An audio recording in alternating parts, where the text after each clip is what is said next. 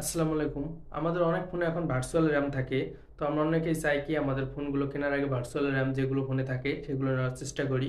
তো আজকে আমরা আলোচনা করব ভার্চুয়াল র্যামটা আসলে কি, ভার্চুয়াল র্যাম কি আমাদের আসলেই কাজে আসবে কিনা এবং ভার্চুয়াল র্যাম দিয়ে আমরা কি কি করতে পারবো।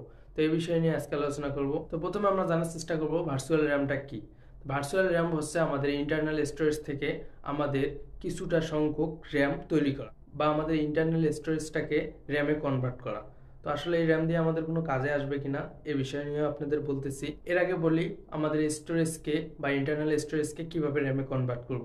আমাদের ইন্টারনাল স্টোরেজকে র্যামে কনভার্ট করা যায় এখন ফোনের মাধ্যমেই, অর্থাৎ আমাদের যে ফোনগুলোতে র্যাম থাকে বা ভার্চুয়াল র্যাম থাকে ওটা ডিরেক্টলি করা যায়। তো যেগুলোতে করা যায় না সে ফোনগুলোকে রুট করে সোয়াপার অ্যাপ নামক একটি অ্যাপ দিয়ে সেটিকে কনভার্ট করা হয় বা র্যামে কনভার্ট করা হয়। তবে এই র্যামটা আংশিকভাবে কাজ করে, খুব ক্লিয়ারলি কাজ করবে না। আগের ফোনগুলোতে আপনার স্টোরেজ বা ইন্টারনাল স্টোরেজ থেকে কিন্তু সেই র্যামগুলো দিয়ে কাজ করতে পেরেছি। এখন কিন্তু ম্যাক্সিমাম ফোনে বা যেগুলোতে ভার্চুয়াল র্যাম থাকে সেগুলো ম্যাক্সিমামে বিল্ট ইন র্যামের সাথে কিন্তু সেগুলো অ্যাড করে দেওয়া হয়, যে ডিরেক্টলি আমরা র্যামটা বাড়াতে পারবো কোনো ধরনের অ্যাপ ছাড়া বা কোনো ধরনের কোনো কিছু ছাড়া। তো আসলে এই র্যামগুলো হয়তো আপনাদের কোনো কাজে আসবে না বা আমাদের কোনো কাজে আসবে না। এই ধরনের র্যাম আমাদের কোনোভাবে কাজ করে না। এই ধরনের র্যামগুলো আমাদের কোনো ধরনের কাজে আসে না, খুব বেশি একটা কাজে আসে না, আসলে হালকা পাতলা কাজে আসে, এছাড়া খুব বেশি কাজে আসে না। আমি যতটুকু রিসার্চ করেছি এবং যতটুকু আমি জানার চেষ্টা করেছি, জানার পর আমি দেখলাম কি এই ধরনের র্যাম আমাদের কোনো ধরনের কাজে আসে না। শুধু শুধু আমরা যখন র্যামগুলোকে বাড়াই তখন আমাদের ফোনগুলো ল্যাগ দেয়। আমি ট্রাই করে দেখছি, যদিও আমি একটা ফোনে দেখেছি, এরপরও যখন র্যামটা আমি বাড়িয়ে নিয়েছি তখন দেখি কি ফোনটাকে ল্যাগিং দেওয়া শুরু হয়েছে বা ল্যাগ করা শুরু হয়। এই র্যামগুলো আপনি ব্যবহার করতে পারেন আপনার ফোনে।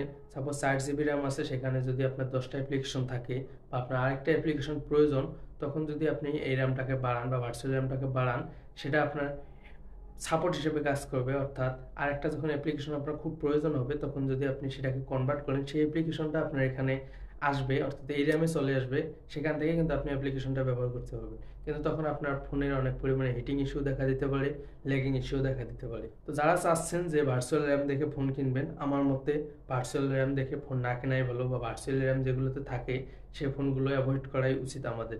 ভার্চুয়াল র্যামের জন্য যে ফোন কিনতে হবে এ ধরনের চিন্তা ভাবনা আমার মতে না করাই ভালো।